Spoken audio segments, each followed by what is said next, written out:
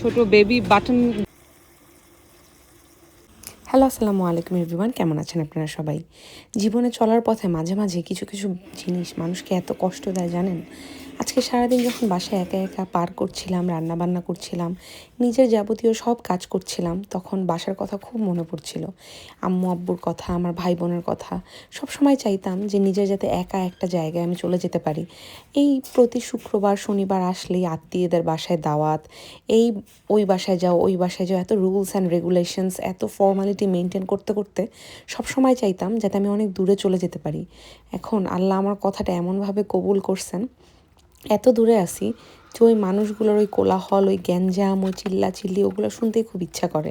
জানেন, আমার জীবনে না অনেকগুলো আফসোস আছে। আপনাদের জীবনে কি আছে? থাকলে আমাকে জানাবেন।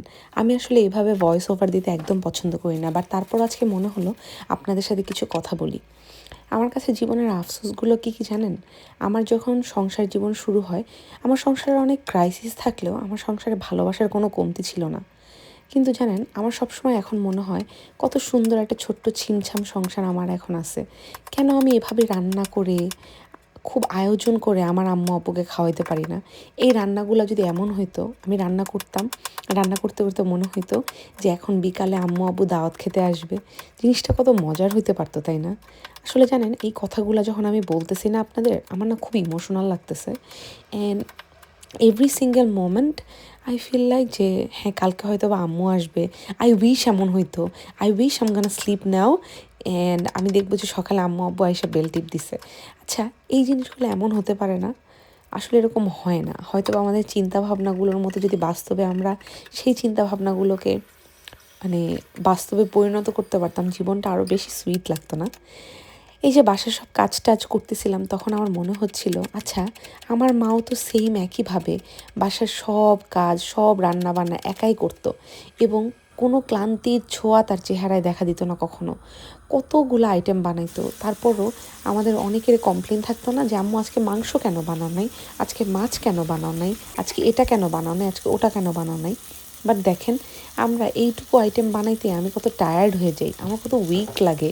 আমার কাছে মনে হয় ও মাই গুডনেস, আজকে কত কিছু বানায় ফেললাম, আই হ্যাভ হ্যাড এনাফ, এরকম একটা ফিলিং কাজ করে। বাট ট্রাস্ট মি, আমার কাছে মনে হয় আমাদের মায়েরা মনে হয় কখনো ক্লান্ত হয় না। তারা মনে হয় সুপার ওমেন।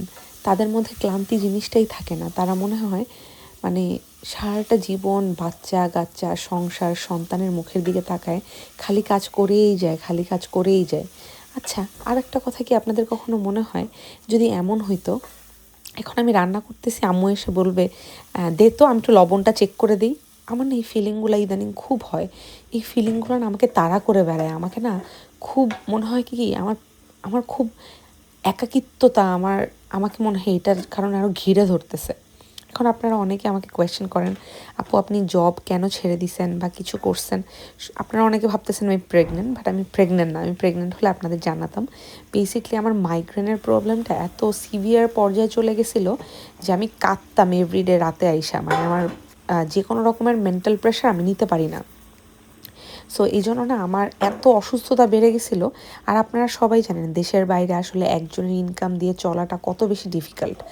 সেম অ্যাজ আস, আমাদের আমাদের ক্ষেত্রেও কিন্তু আপনারা ভাববেন না জিনিসটা খুব একটা ডিফারেন্ট কিছু।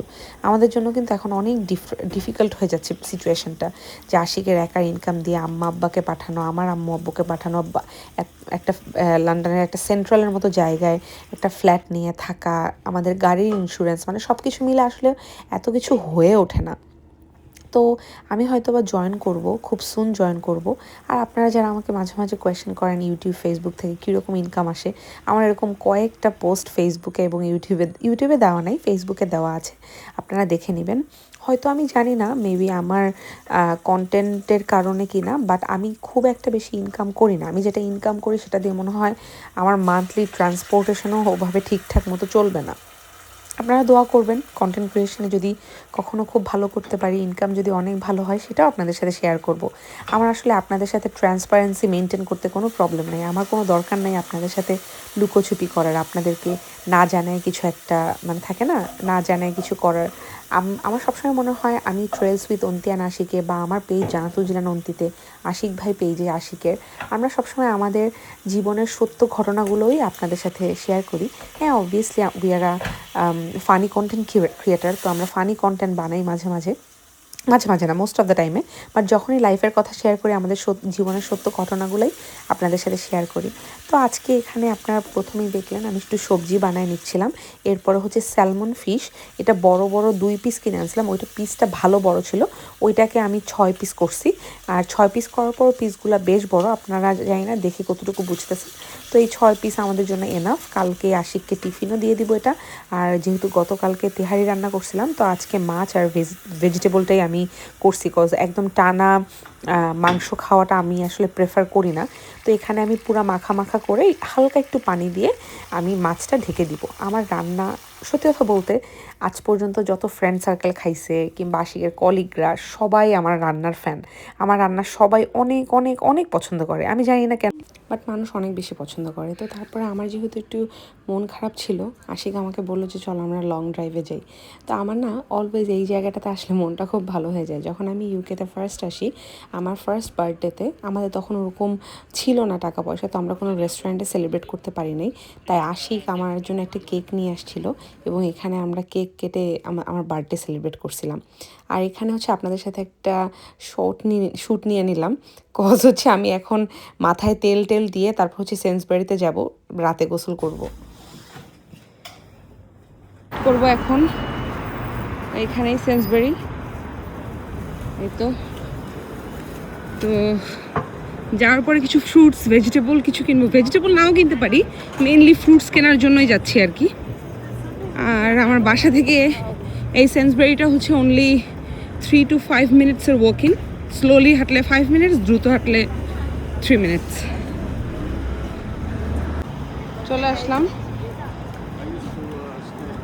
কেন জানি এই যে ছোট বেবি বাটন যে হোয়াইট মাশরুমগুলো আছে, এটা খুব ভাল লাগে। স্লাইস করে দেওয়া থাকে 250, এর থেকে আস্ত একটা কিনে ফেললেই আই থিঙ্ক বেটার।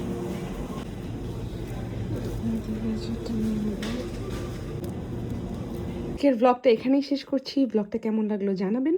ইউটিউব চ্যানেলটা সাবস্ক্রাইব না করলে প্লিজ সাবস্ক্রাইব করবেন, বেল আইকনটি প্রেস করবেন, সো দ্যাট আমার কোনো ভিডিও আসলে আপনাদের কাছে নোটিফিকেশন চলে যায়। আর আপনারা অনেকেই ইউকে রিলেটেড অনেক রকমের ভিডিও দেখতে চান, income in London before and after, মানে বলেন এখনের ইনকাম কেমন হয়, এখনের সিচুয়েশন ভালো কিনা, এরকম ভিডিও কিন্তু অলরেডি আমার ইউটিউব চ্যানেলে আপলোড করা আছে, আপনারা একটু চেক করলে দেখতে পাবেন। আর আপনাদের যদি রিগার্ডিং এনি ইস্যু কোনো রকমের কোনো কোয়েশ্চেন থাকে আমাকে কমেন্ট সেকশনে জানাবেন। টিল দেন আল্লাহ হাফেজ।